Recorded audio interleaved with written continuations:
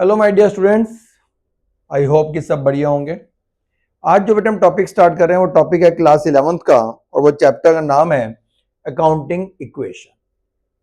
Right. अब accounting equation ये chapter जो है 11th क्लास में, इसका क्या पर्पस है, आपको क्यों पढ़ाया जा रहा है? बेटा देखिए, पहले आपको बेटा एसेट्स के बारे में समझा दिया गया कि एसेट्स क्या होती हैं, हमारी लायबिलिटीज क्या होती हैं और हमारी कैपिटल क्या होती है। ठीक है। और अब हम इस चैप्टर को पढ़ाने का पर्पस बच्चों ये होता है ताकि आपको ये पता चले कि कौन सी ट्रांजैक्शन ऐसी है जिससे आपकी एसेट्स इफेक्ट हो रही है, आपकी लायबिलिटीज इफेक्टेड हो रही है या आपकी कैपिटल पे कोई इफेक्ट पड़ रहा है। ये मेन पर्पस होता है बेटे, और ये बताना पर्पस होता है कि देखिए हर एक ट्रांजैक्शन के मिनिमम जो होते हैं बेटे वो दो इफेक्ट्स तो होते ही होते हैं। क्यों? क्योंकि ये जो बेटे चैप्टर है अकाउंटिंग इक्वेशन जो है वो किस आपके कंसेप्ट पे बेस है?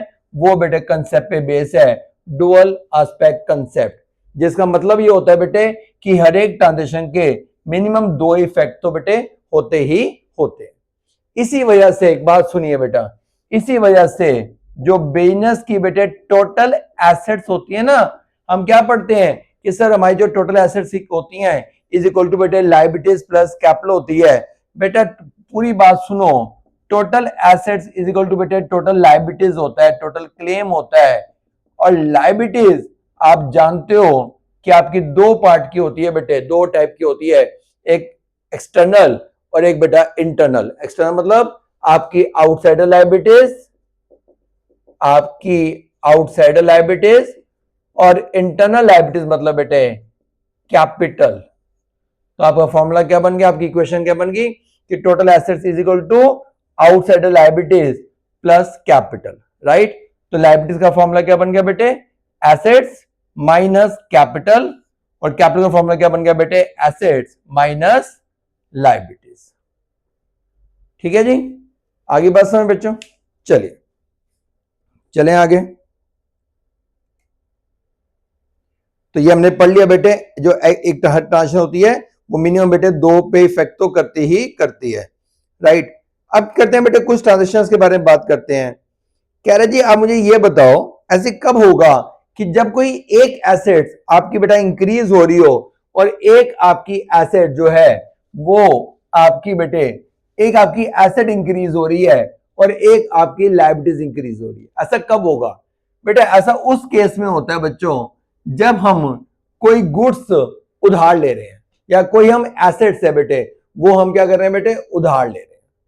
तो हमने जब कोई एसेट्स उधार ली तो क्या इफेक्ट पड़ा कि भाई मेरी एसेट्स तो बढ़ गई, एसेट इंक्रीज हो गई। उधार ली तो मेरी बिजनेस की आउटसाइडर लायबिलिटीज भी इंक्रीज हो गई। Decrease in liabilities, decrease in asset, ऐसा कब होगा? जब आपकी बेटे एसेट भी डिक्रीज हो जाए और आपकी लायबिलिटीज भी डिक्रीज हो जाए। कैश पेड टू बेटे क्रेडिटर्स, कि जब हम अपने किसी क्रेडिटर्स को पे करते हैं तो उसका इफेक्ट क्या पड़ता है? हमारी बेटा कैश भी कम हो जाता है और हमारी लायबिलिटीज भी कम हो जाती है। अगला, डिक्रीज इन ओनर्स कैपिटल और डिक्रीज इन एसेट्स, ऐसा कब होगा बेटे कि जब आपकी एसेट्स भी कम हो जाए और आपकी कैपिटल भी कम हो जाए। बंदे ने ड्राइंग कर ली, जब बेटे बंदा ड्राइंग करेगा तो कैश जाएगा, आपकी एसेट्स कम हो जाएगी। आदमी ने ड्राइंग करी, कैश कम हो जाएगा बेटे, एसेट्स कम हो जाएगी। और जब हम ड्राइंग करते हैं तो हमारी कैपिटल की वैल्यू पे क्या इफेक्ट पड़ता है? हमारी कैपिटल की वैल्यू भी कम हो जाती है। अगली ऐसी बेटा कब ट्रांजिशन होगी कि एक एसेट आपकी इंक्रीज हो जाए और एक एसेट आपकी डिक्रीज हो जाए। मान लो आपने कोई बेटा आपकी फिक्स एसेट है जिसे आप नॉन करंट एसेट बोलते हो। एग्जांपल ले लेता हूं, फर्नीचर। हमने क्या किया बच्चों? फर्नीचर परचेज कर लिया, फर्नीचर परचेज्ड इन कैश। आपने फर्नीचर परचेज किया, पेमेंट कैसे कर दी? कैश की फॉर्म में कर दी। तो बेटा आपकी एक एसेट बढ़ रही है, फर्नीचर, कैश जा रहा है, आपकी एक एसेट्स कम भी हो रही है। ठीक है जी, राइट। तो ये था बेटे मेन ट्रांजैक्शन जिसका आपको बताने का इफेक्ट था कि भैया किस ट्रांजैक्शन से क्या इफेक्ट पड़ेगा। आइए बेटे अब हम इसके ना कुछ क्वेश्चंस में लाता हूं मैं आपको, उससे ज्यादा बेटर समझा पाऊंगा। ठीक है जी, आइए बेटे एक क्वेश्चन उठाते हैं और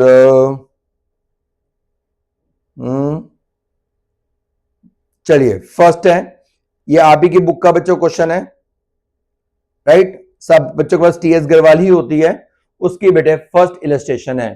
तो लाइए हम इस क्वेश्चन को समझते भी हैं और करते भी हैं, राइट। चलिए बेटा, ठीक है जी।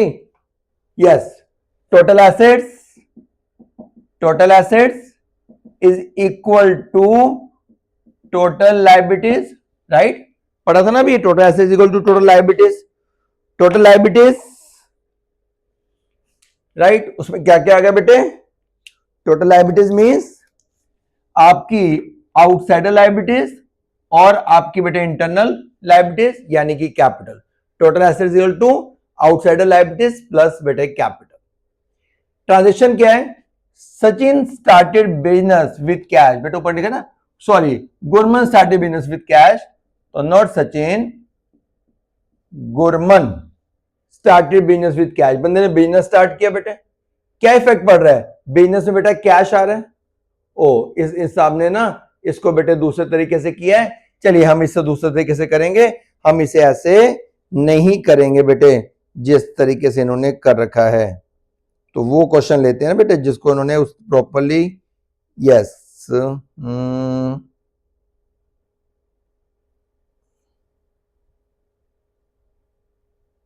इसको बेटे हमें इसको हमें डिलीट करना पड़ेगा।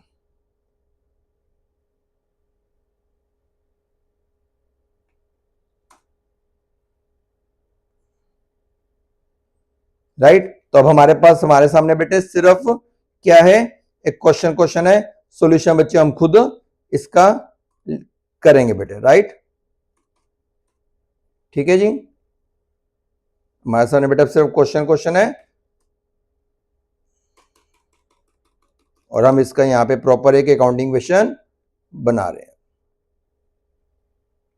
चलिए करते हैं बेटा, राइट। अब हमारे पास सिर्फ एक क्वेश्चन ही है। चलिए बेटा बनाए इसकी अकाउंटिंग क्वेश्चन, आ जाओ बेटे करें। यस, पहला कॉलम बेटे आपका पर्टिकुलर्स या transactions,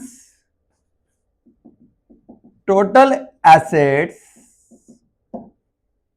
is equal to total liabilities. Total liabilities बेटे आप जानते ही हो, outsiders liabilities plus internal liabilities यानी कि कैपिटल।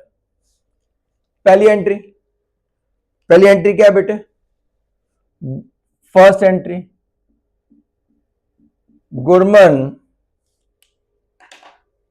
Started business, right. बंदे ने क्या किया बेटे, बिजनेस स्टार्ट किया। क्या इन्वेस्ट किया, कैश 1 लाख। एसेट्स में एक कॉलम बनेगा बेटे कैश इन हैंड 1 लाख। आपकी आउटसाइडर लायबिलिटीज पे कोई इफेक्ट नहीं, और जिस पैसे से आप बिजनेस स्टार्ट करते हो is known as capital. Second entry, purchased, हमने क्या किया बेटे, गुड्स परचेज किए इन कैश ₹50,000। हमने बेटा गुड्स परचेज किए, पेमेंट कैश कर रहे हैं। क्या इफेक्ट पड़ेगा बेटे, एसेट्स में एक नया कॉलम बेटे स्टॉक गुड्स के लिए, स्टॉक। पेमेंट आपने कैश की ना, तो कैश इन हैंड आपका बेटे माइनस हो जाएगा।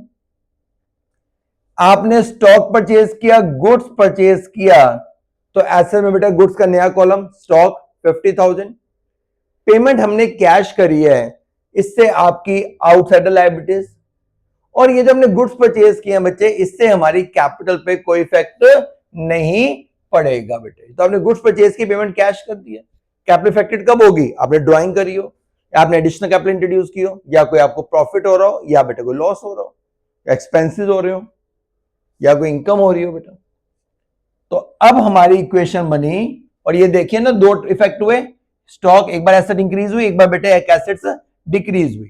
क्योंकि जब हम गुड्स खरीदते हैं, आप मार्केट के गुड्स बाय कर रहे हो, तो क्या हो रहा है बेटे, गुड्स आ रहा है, पेमेंट आप कैश कर रहे हो, तो उतने अमाउंट से आपका cash balance, cash in hand जो है वो कम हो रहा है। अब इस ट्रांजैक्शन के बाद जो मेरी न्यू इक्वेशन बन रही है, that is cash in hand 50,000, stock की वैल्यू बेटे 50,000, आउटसाइडर लायबिलिटीज नील और capital is 1 lakh. Third transaction, purchase furniture from MS समृद्ध फर्नीचर। अब बेटे सिर्फ नाम लिखा है कि हमने इससे परचेज किया, इस कंपनी से, तो जब बेटे सिर्फ नाम लिखा होता है, इसका मतलब होता है आपने उधार लिया, क्रेडिट। आपने क्या किया बेटे, उधार लिया, क्रेडिट में लिया। परचेज्ड फर्नीचर फ्रॉम मैसर्स सम्राट फर्नीचर, ₹20,000। कैश पे कोई इफेक्ट नहीं पड़ रहा बेटे, क्योंकि आपने पेमेंट तो उधार लिया बेटे, कैश पे कोई इफेक्ट नहीं पड़ रहा इस ट्रांजेक्शन से। स्टॉक गुड्स थोड़ी ना है, ये तो हमने फर्नीचर लिया, तो हमारी एसेट है, तो एसेट्स में एक नया कॉलम फर्नीचर। कितने का बेटे फर्नीचर लिया, 20,000। उधार लिया, पेमेंट देनी है, एमएस जो भी है बेटे सम्राट फर्नीचर, जो वो आपका क्रेडिटर बन गया, आपकी लायबिलिटीज 20,000। इस ट्रांजेक्शन से आपकी कैपिटल पे कोई इफेक्ट नहीं पड़ा। राइट बेटा, इक्वेशन क्या बनी है अब आपकी? अब हमारी जो इक्वेशन बन रही है, माय न्यू इक्वेशन इज, मेरी न्यू इक्वेशन क्या बन रही है बेटे?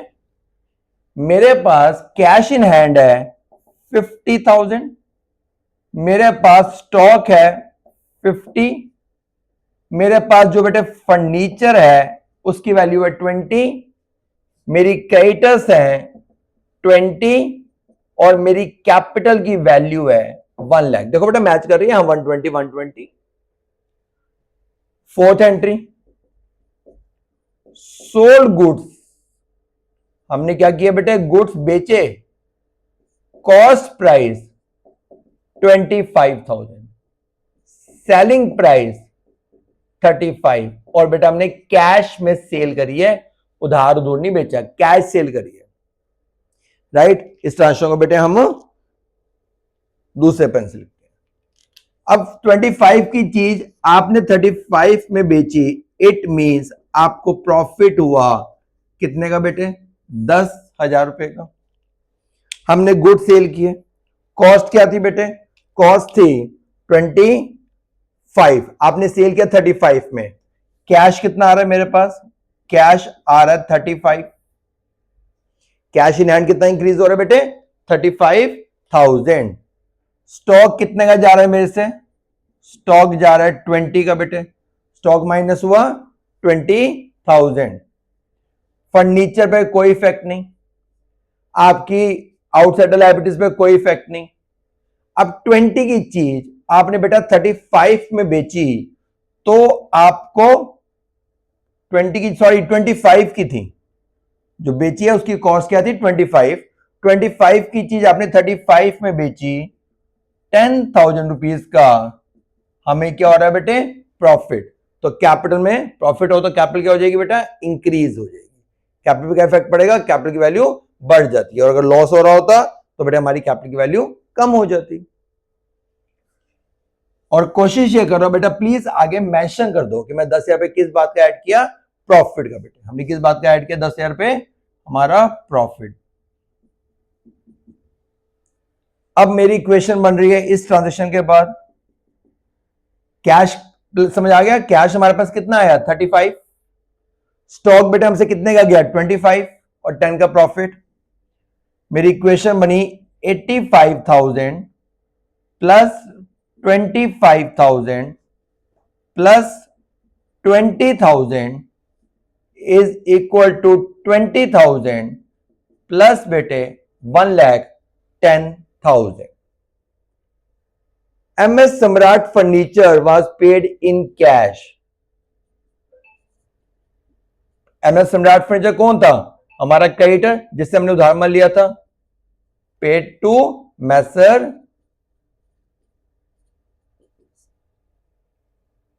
Furniture, right. तो जो बेटा हम सम्राट फर्नीचर है हमने उसको पेमेंट दे दी, क्रेडिटर्स को पे कर दिया। तो जब हम क्रेडिटर्स को पे करेंगे कैश जाएगा। कितना था बेटे? क्रेडिटर्स थे कितने? 20। सर इसका अमाउंट नहीं लिखा बेटे।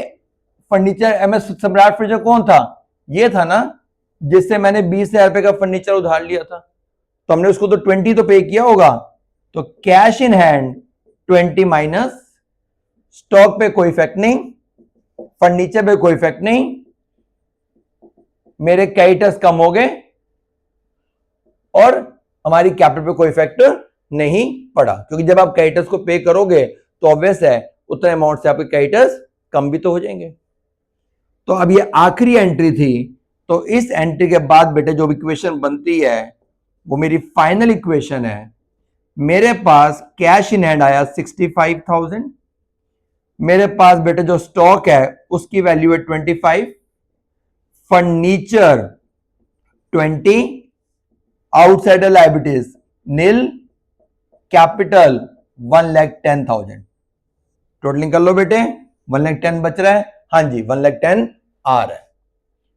तो आपका फाइनल आंसर आया कि भाई हमारी जो टोटल एसेट्स हैं वो 1,10,000 है, आउटसाइडर्स लायबिलिटीज जो है बेटे वो नील है, और जो मेरी कैपिटल है उसकी वैल्यू 1,10,000 है बेटे। ये मेरा लास्ट में फाइनल आंसर आ गया। आई होप कि आपको समझ आ गया होगा। एक बार छोटा रिकैप ले लेते हैं। बंदे ने बिजनेस स्टार्ट किया, कैश इन हैंड और कैपिटल। फिर बंदे ने बेटा क्या किया? गुड्स खरीदे, पेमेंट कैश कर दी, स्टॉक बढ़ रहा है, एक ऐसे बढ़ रही है in form of stock, cash जा रहा है, एक ऐसे बेटे मेरी कम भी हो रही है, कैश इन हैंड कम हो रहा है। आपने फर्नीचर लिया एक बंदे सम्राट फर्नीचर से उधार, आपकी लायबिलिटीज भी बढ़ रही है। ऐसा में नया कॉलम फर्नीचर उधार लिया तो आपकी लायबिलिटीज। आपने बेटा गुड सेल किया, कॉस्ट थी 25, सेल किया 35 में, कैश आ रहा है 35, स्टॉक जा रहा है 25, 10,000 रुपए का प्रॉफिट हो रहा है, आपकी कैपिटल बेटे इंक्रीज हो गई। आपने अपने क्रेडिटर्स को पे कर दिया, क्रेडिटर्स थे कितने के? 20 के, 20 पे कर दिया, कैश में से बेटा 20 माइनस, क्रेडिटर्स भी 20 माइनस, और आपकी कैपिटल वगैरह पे कोई इफेक्ट नहीं पड़ा। तो ये थी बेटे हमारी एक अकाउंटिंग क्वेश्चन का क्वेश्चन नंबर फर्स्ट। सिंपल सा क्वेश्चन था। आई होप कि आपको समझ आ गया होगा। ठीक है, चलें एक क्वेश्चन और करते हैं।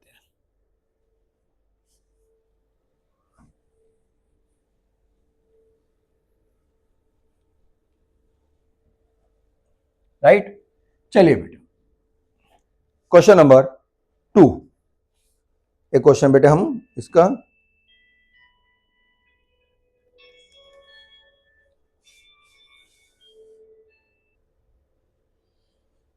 Right my dear students. तो चलिए बेटा अगले क्वेश्चन की तरफ चलते हैं। क्वेश्चन नंबर 1 हमने कंप्लीट कर लिया बेटे, 2 पे आते हैं। अब 2 में क्या कह रहा है? हाँ जी, पहले 1 के बारे में कुछ एक सेकेंड। हाँ जी बेटे, अब 1 में उसने यही बात आपको बताई है ना बेटे कि जब सब नाम मेंशन होता है इसका मतलब क्या होता है बेटे? हमने वो चीज क्या करी है? उधार ली है, वो हमारी क्रेडिट ट्रांजैक्शन है बेटा। राइट, चलिए अब अगले पे चलते हैं।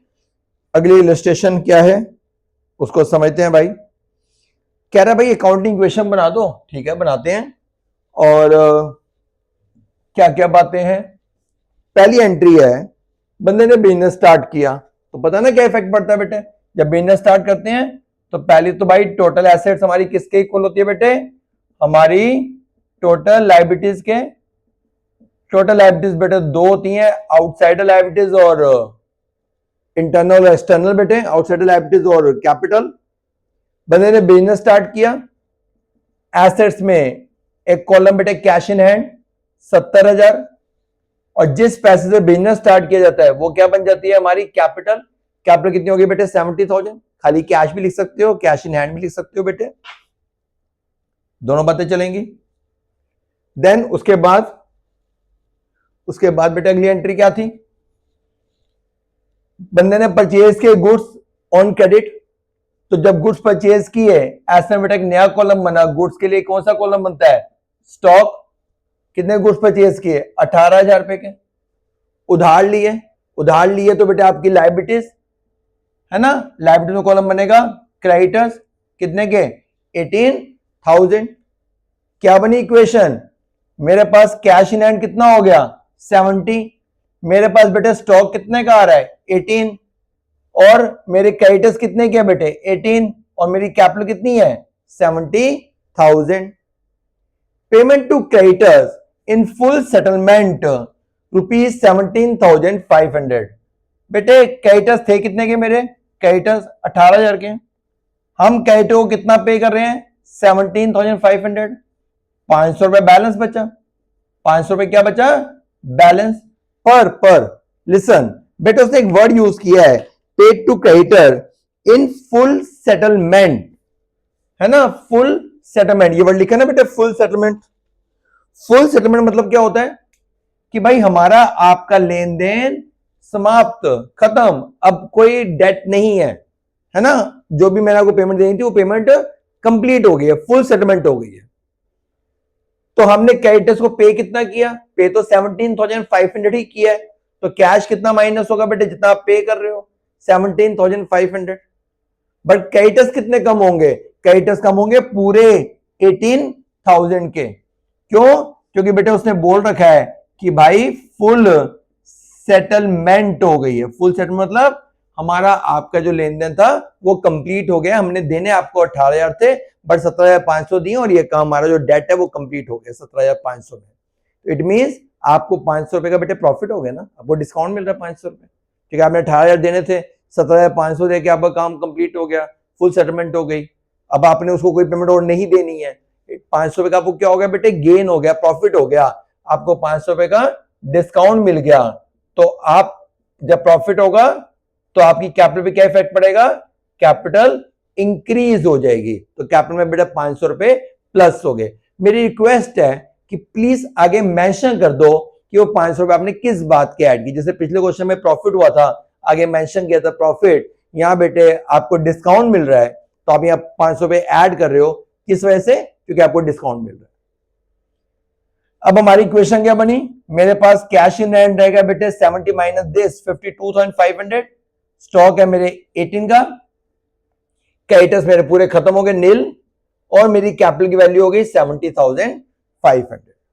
हमने एक मशीनरी परचेज करी है और पेमेंट बेटे कैश में कर दी है, तो कैश इन हैंड माइनस, और स्टॉक पे कोई इफेक्ट नहीं, एसेट्स में एक नया कॉलम, मशीनरी, आपकी आउटसाइडर लायबिलिटीज और आपकी कैपिटल पे कोई इफेक्ट नहीं पड़ा। अब मेरी बेटे जो न्यू इक्वेशन और या मेरी जो लास्ट है, तो ये मेरी फाइनल इक्वेशन जो बन रही है वो क्या बन रही है? मेरे पास कैश इन हैंड कितना है? 32,500। मेरे पास स्टॉक कितने का है? 18,000 का। मशीनरी की वैल्यू क्या है बेटे? 20। आउटसाइडर लायबिलिटीज कुछ नहीं है, और कैपिटल की वैल्यू है 70,500। आप बेटे इसे टोटलिंग कर लेना, आपकी एसेट्स और आपकी ये लाइबिलिटी जो जीरो है, कैपिटल जो है वो सेम अमाउंट आएगा। हर ट्रांजेक्शन के बाद सेम अमाउंट ही आएगा। डुअल एक्सपेक्ट कंसेप्ट ना, हर एक ट्रांजेक्शन के दो इफेक्ट। इसी वजह से बेटे हमारी जो टोटल एसेट्स होती है वो किसके इक्वल होती है? हमारी बेटे टोटल लाइबिलिटीज के। ठीक है जी, आई बच्चों बात समझ? एक क्वेश्चन बेटा वो और देखते हैं, उसमें भी काफी अच्छे एडजस्टमेंट्स हैं। लाइए एक क्वेश्चन हम आज और करते हैं बेटे, और उस क्वेश्चन को आप मुझे समझाएंगे किसका क्या इफेक्ट पड़ा। बाद में हम इस क्वेश्चन को बेटे इसका आंसर चेक करेंगे। ठीक है जी, या इसको हम ऐसे कर लेते हैं, दोनों चीजें इकट्ठी ले लेते हैं, ये लीजिए, हाँ ये थोड़ा ठीक रहेगा। साथ साथ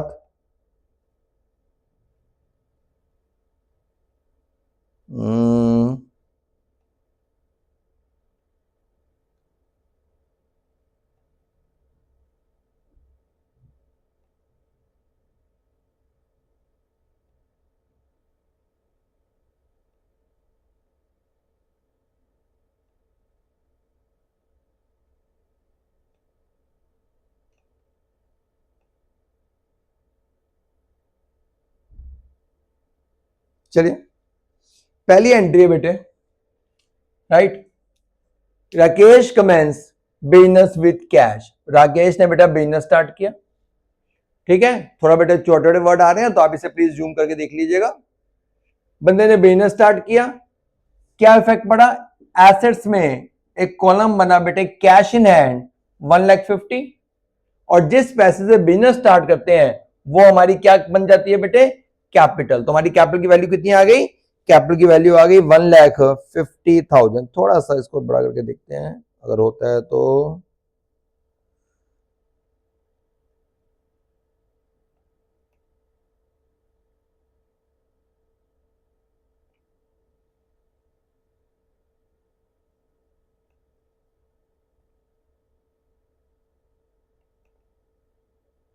चलिए ठीक है जी, राइट। 1,50,000 हमारी कैपिटल।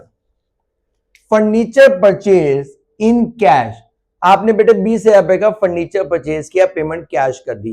एसेट्स में एक नया कॉलम फर्नीचर, फर्नीचर 20 का बेटे, कैश में से 20,000 रुपीज माइनस, कैश 20 माइनस। आपकी बेटे आउटसाइडर लायबिलिटीज, या आपकी कैपिटल पे कोई इफेक्ट नहीं पड़ा। अब क्या बनी मेरी इक्वेशन?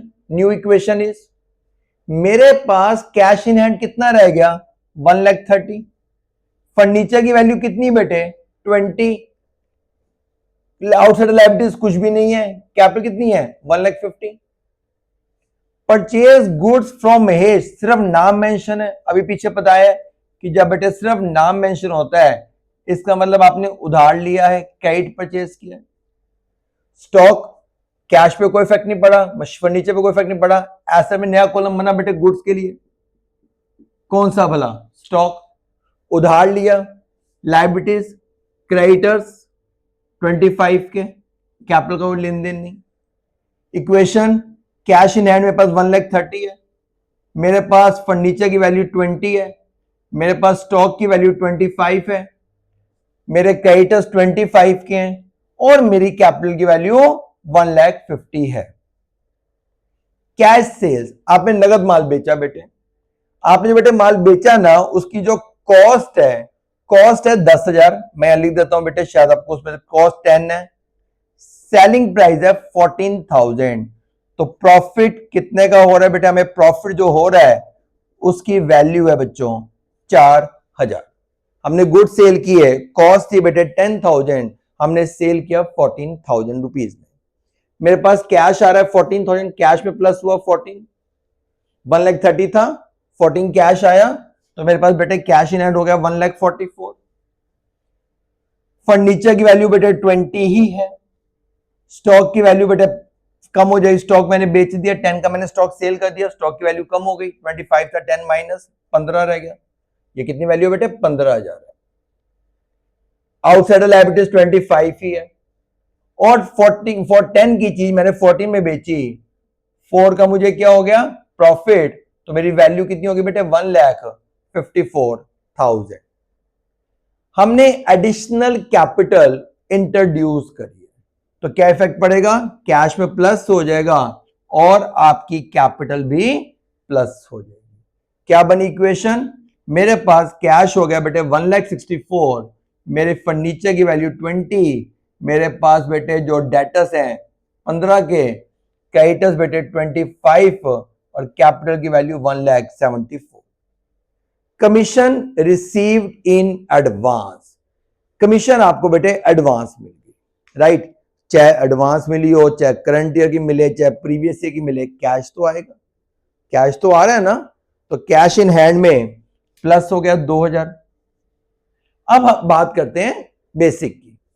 बेटे हमने ये पढ़ा था कि जब कोई खर्चा एक्सपेंस ड्यू रह जाता है, आप पे नहीं करते हो, ड्यू बट नॉट पेड, यानी कि आउटस्टैंडिंग, तो वो हमारी बन जाती है लायबिलिटीज। काम हमें करना है बेटे।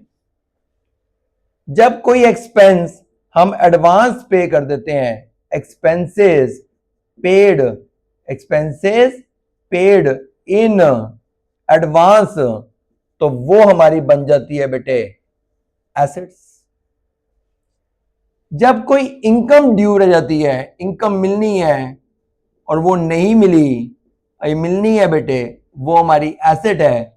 और जब कोई इनकम, अभी हमने काम नहीं किया, हमारी अर्न इनकम है, अर्नड, तो वो पैसा हमें पहले मिल गया, एडवांस मिल गई इनकम, तो अभी हमने इनकम वो अर्न नहीं करी, हमें अर्न करनी है। तो जब बेटा इनकम एडवांस मिल जाती है तो वो बन जाती है हमारी लायबिलिटीज। मैं दोबारा रिपीट कर रहा हूं बच्चों, जब एक्सपेंडिचर ड्यू रहता है हमारी लायबिलिटीज है, एक्सपेंडिचर आप एडवांस पे कर देते हो आपकी एसेट है। इनकम ड्यू रहेगी, एक्लूडिंग इनकम आपको नहीं मिला भी, वो इंटरेस्ट आपको इनकम नहीं मिली, वो आपकी एसेट है।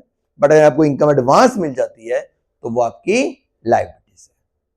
ठीक है, तो आपको कमीशन मिली 2000, आपको एडवांस मिल गया बेटे, तो लायबिलिटीज में एक अलग से कॉलम बनेगा, commission received in advance. Creditor तो है ही आपके बेटे, एक आपकी लायबिलिटी 2000 रुपए से और बढ़ गई। क्रेडिटर से मत ऐड कर देना, अलग अलग, जैसे एसेट्स के अलग अलग कॉलम होते हैं बेटे, ऐसे लायबिलिटीज के भी अलग अलग कॉलम होते हैं। तो अब मेरी इक्वेशन बनी, ये 1,64,000 है बेटे, 2000 रुपीज प्लस हुआ 1,66,000, 20,000, 15,000, 25,000, 2,000, 1 लाख बेटे 74,000। अगली एंट्री है बेटा, paid to creditors Mahesh 22,500 in full settlement. अभी मैंने आपको बताया बेटे फुल सेटलमेंट का मतलब क्या होता है, हमारा आपका लेन देन खत्म। भाई हमारे क्रेडिटर है कितने के थे, क्रेडिटर तो 25 के हैं, बट मैं क्रेडिटर्स को कितना पे कर रहा हूं 22,500, तो देखा है तो 2500 रुपए 25 में बैलेंस है। बट वो ये कह रहे हैं कि फुल सेटलमेंट हो गई है, मतलब कोई बैलेंस नहीं है, तो जो 25 रुपीज का वो आपको एक तरीके से डिस्काउंट मिल गया, अब आपने उसको कोई पेमेंट नहीं देनी। कैश कितना कम होगा, और वैसे जितना आप पे कर रहे हो, यानी कि 22,500। क्रेडिटर्स कितने कम होंगे, क्रेडिटर बेटे पूरे 25,000, और आपने 25 देना था और बेटे 22,500 में काम कंप्लीट हो गया, 2500 रुपए का आपको डिस्काउंट मिल गया, तो वो आपकी कैपिटल में ऐड हो जाएगा। प्लीज ऐड करके आगे मेंशन कर देना कि वो किस बात का हमने ऐड किया बेटे, डिस्काउंट रिसीव्ड का। अब मेरी इक्वेशन बनी, कैश इन हैंड 1,43,000 है, और जो मेरा स्टॉक है वो 20 का बेटे, मेरे पास और फर्नीचर 20 है, स्टॉक 15 है, और क्रेडिटर्स पूरे खत्म हो गए, 2000 की लायबिलिटीज है, और कैपिटल की value 1,76,500 sold goods, right. Cost price बेटे 15,000, आपने सेल किया 18 में, 5 अभी कैश मिला है, आपने गुड सेल किए। अब बच्चों ये मत कहना कि बाकी पैसा कैश, बाकी पैसा चेक मिला होगा, कहां लिखा है मैंने कि बाकी पैसा चेक मिला, ऐसा कहां मेंशन किया। उसके कहने का मतलब है कि इतना पेमेंट कैश मिल गई, इतनी पेमेंट अभी नहीं मिली, वो हमारे डेटर्स है, वो ये कहना चाहता है, राइट बच्चों। ठीक है, तो समझ गए कि मैं किस बच्चों में क्या कहना चाहता हूं, राइट। तो हमारे पास बेटा हमने गुड सेल किए, उसकी कॉस्ट क्या थी, कॉस्ट प्राइस था 15,000, आपने सेल की है 18 में, और 5,000 रुपीज का आपको कैश मिल गया। तो कैश कितना मिल रहा है 5,000, कैश में प्लस हुआ 5, सॉरी जो स्टॉक बेटा आपने सेल किया उसकी कॉस्ट है 15,000, स्टॉक में से माइनस हुआ 15 का था, 15 का बेच दिया आपने। और अभी आपने 15 की चीज आपने बेटा 18 में बेची है, 18 में से 5,000 आपको कैश मिल चुका है, बाकी 13,000 आपको मिलने हैं, तो वो हो गए आपके डेटर्स। एसेट्स में नया कॉलम बनेगा डेटर्स, कितने के डेटर्स बन गए बेटे 13,000। अब 15,000 की चीज आपने बेटा 18,000 में बेची है, तो अब आपको 3,000 रुपए का क्या हो रहा है, प्रॉफिट। तो कैपिटल में प्लस हो जाएगा बेटे 3,000 रुपए। इक्वेशन बनी 1,48,500, ये 20, स्टॉक बेटे खत्म, डेटर्स 13, एडवांस 2, और कैपिटल 1,79,500। फर्नीचर पे डेप्रिसिएशन लग रही है 10%, बेटे आपकी फर्नीचर की वैल्यू है 20,000, और उसकी वैल्यू क्या हो रही है, डेप्रिशिएट हो रही है। तो जब बेटे किसी एसेट्स पे डेप्रिसिएशन लगेगी तो बेटे कैश होना जाएगा। अब मेरी एक गाड़ी है, राइट, कार, अब कार की वैल्यू बेटे 10 लाख थी, अगले साल उसकी वैल्यू और कम हो जाएगी, उससे अगले साल और कम हो जाएगी, थोड़ा किसी को कैश होना पे कर रहा हूं, हाँ, बट मेरी एसेट्स की वैल्यू हर साल कम हो रही है। तो फर्नीचर पे डेप्शन लग रही है 10%, तो फर्नीचर की वैल्यू बेटे 2000 रुपए माइनस हो जाएगा, और हमारे लिए क्या है, एक एक्सपेंस है, लॉस है, तो हमारी कैपिटल भी 2000 रुपए से माइनस, राइट। तो ये बन गई बेटे हमारी अकाउंटिंग इक्वेशन। ठीक है, तो आज की क्लास में बेटे अभी हम इतना ही कर रहे हैं अकाउंटिंग इक्वेशन का।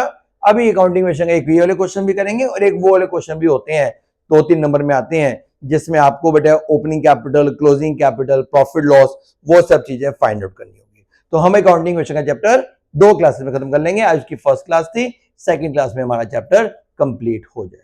आई होप कि यहां तक आपको सब कुछ समझ आ गया होगा। फिर भी किसी को डाउट होता है बेटे तो वो कमेंट सेक्शन में कमेंट डाल सकता है, मैं उसको उसका रिप्लाई कर दूंगा जो भी उसको डाउट होंगे। ठीक है, या फिर बेटे हमारे व्हाट्सएप नंबर पे मैसेज कर दीजिएगा, आपको आपका आंसर, आपको आपके डाउट का रिप्लाई मिल जाएगा, right. Okay, bye my dear students, take care, God bless you.